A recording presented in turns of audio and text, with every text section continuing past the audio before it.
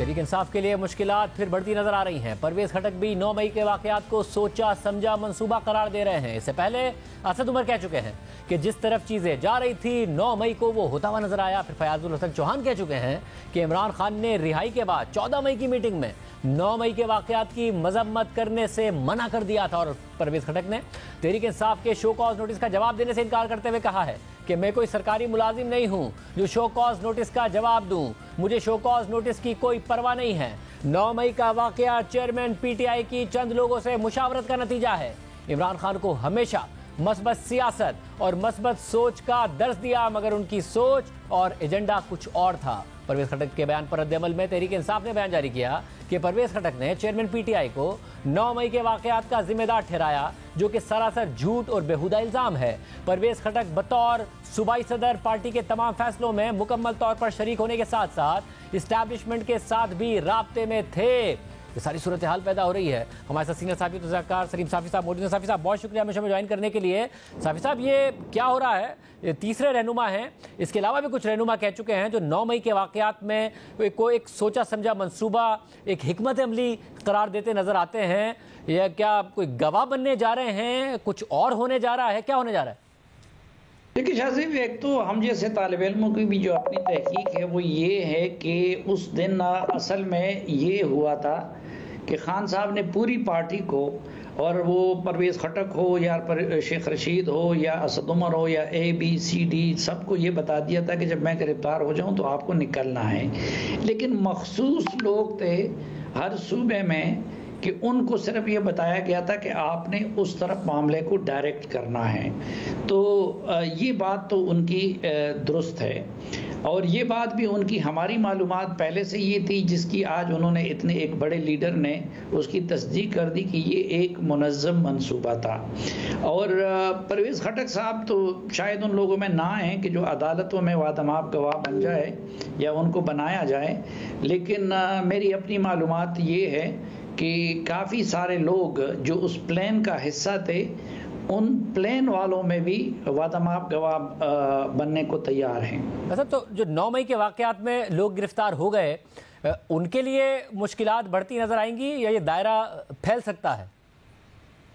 नहीं, दायरा तो इस हद तक फैल सकता है कि मेरा अपना अंदाज़ा तो ये है कि इस 9 मई के वाक़े की वजह से अब इमरान खान साहब ज़्यादा से ज़्यादा फ्यूचर के अल्ताफ़ हुसैन बन सकते हैं। अल्ताफ़ हुसैन की फिर भी ये खुशकिस्मती है कि वो मुल्क से बाहर हैं और जेल में नहीं हैं, और जो लोग इमरान खान साहब के साथ रहेंगे तो उनके साथ वही सलूक होगा जो अल्ताफ़ हुसैन के साथ रहने वाले लोगों के साथ हुआ था। सब मगर ये चीज़ सस्टेनेबल होगी, क्योंकि ज़ाहिर है जो अल्ताफ़ हुसैन साहब के हालात वाक़यात हो गए थे, इसके अलावा जिस किस्म के मामलात हो गए थे, और तहरीक इंसाफ एक ऐसी पार्टी है जिसने तकरीबन 2.25 करोड़ वोट लिया इमरान खान साहब ने, आपको लगता है कि सस्टेनेबल होगा उनके साथ अगर ऐसा किया जाएगा?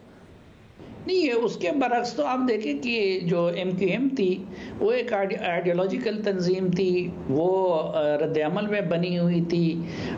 हज़ारों लोग उनके मरे थे, हज़ारों लोग उन्होंने मुखालिफिन के मरवाए थे या रियासती इदारों के लोगों के, पुलिस वगैरह के मरवाए थे। तो अगर वो नज़रियाती लोग इस तरह के जो इनकी बनिस्बत छोटा इक़दाम था, ज़ुबानी इक़दाम था, अगर उनके बाद अल्ताफ़ हुसैन के साथ मुंसलिक ना रह सके, जो आपका वोटर और सपोर्टर होता है वो आपका सेकंड रैंक जोड़ता है लीडर के साथ। तो इमरान खान साहब की पार्टी तो ना उस तरह की आइडियोलॉजिकल है, ना इन्होंने गोलियां खाई हैं, ना इन्होंने गोलियां चलाई हैं, न कैदे काटी हैं, और जिस इस्टेब्लिशमेंट की तख्लीक थी उस इस्टेब्लिशमेंट के साथ उन्होंने वो कुछ कर दिया जिसके अपने तर्जुमान कहते हैं कि 70 साल में हमारे साथ दुश्मन भी वो नहीं कर सका जो उन्होंने कर दिया। तो आप खुद अंदाज़ा लगा सकते हैं कि आगे मामला किस तरफ जाएगा। मगर फिर परवेज़ खटक साहब क्या सोच रहे हैं? खैबर पख्तूनख्वा में कोई ऐसी बड़ी अलहदगी हुई नहीं है तहरीक इंसाफ के साथ, और माना जाता है कि वहाँ तहरीक इंसाफ बहुत ज़्यादा पॉपुलर है, कोई छोड़ेगा तो उसके लिए ख़ुद अपना इलेक्शन लड़ना मुश्किल हो जाएगा। खबरें आती रहती हैं कि परवेज़ खटक के साथ भी एक धड़ा मौजूद है, मगर वो इस्तेकाम पाकिस्तान पार्टी भी में भी नहीं जाते। वो क्या हो क्या रहा है, उनकी सियासत क्या होगी?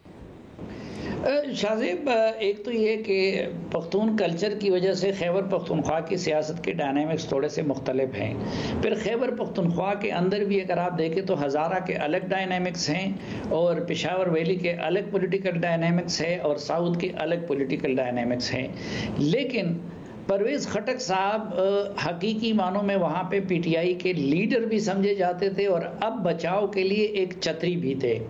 तो शुरू में असद कैसर और बाकी जितने भी वहाँ के लीडर थे, आतिफ खान और शाहराम, अगरचे माजी में ये एक दूसरे के शदीद तरीन मुखालिफ रहे हैं, लेकिन इन्होंने परवेज़ खटक के छतरी तले एक पनाह ली थी और इस वजह से वो अभी तक गिरफ्तारियों से बचे भी रहे। और परवेज़ खटक साहब की ये ख्वाहिश थी पहले कि वो पीटीआई के अपना ग्रुप बना दें, लेकिन ज़ाहिरी बात है कि पीटीआई का नाम मज़ीद बर्दाश्त नहीं किया जाता। तो दूसरा फिर ऑप्शन ये है कि वो इस्तेहकाम पाकिस्तान पार्टी में चले जाएं, लेकिन परवेज़ खटक के जो शदीद तरीन मुखालिफ थे आज़म खान, उनको इन करवाया था इमरान खान के साथ जहांगीर तरीन ने। तो जहांगीर तरीन और परवेज़ खटक की भी आपस में नहीं बनती और उनकी और उनके साथियों का ये भी ख्याल है कि जी यहाँ पे इस्तेहकाम पाकिस्तान पार्टी ज़्यादा पजीराई हासिल नहीं कर सकते। तो अभी मेरी इत्तला ये है कि वो अपने साथियों से मशवरा कर रहे हैं और फिर ये भी हुआ कि अब मसलन असद कैसर शुरू में उनके छतरी तले थे और जब वो पहली प्रेस कॉन्फ्रेंस कर रहे थे तो उसमें असद कैसर साथ बैठे भी थे, लेकिन अब असद कैसर ने उनको डिच कर दिया है। और उनके साथ बाज़ ऐसे लोग भी हैं कि जो हैरान कुन होंगे लोगों के लिए जब उनके साथ देखेंगे। मेरा ख्याल ये है कि हज़ारा से उनके साथ मुश्ताक गनी आएंगे, पेशावर से भी कुछ लोग आएंगे, मलाकंड से भी एक ऐसा नाम आ सकता है जो सबको हैरान कर देगा। लेकिन उन्होंने ये फैसला करना है कि अपनी कोई पार्टी बना दें या कि कोई फॉरवर्ड ब्लॉक बना दें या कि इस्तेहकाम में पाकिस्तान पार्टी के साथ चले जाएं। और ये फैसला मेरे ख्याल में वो 3 से लेके 6 दिन में वो अनाउंस करेंगे।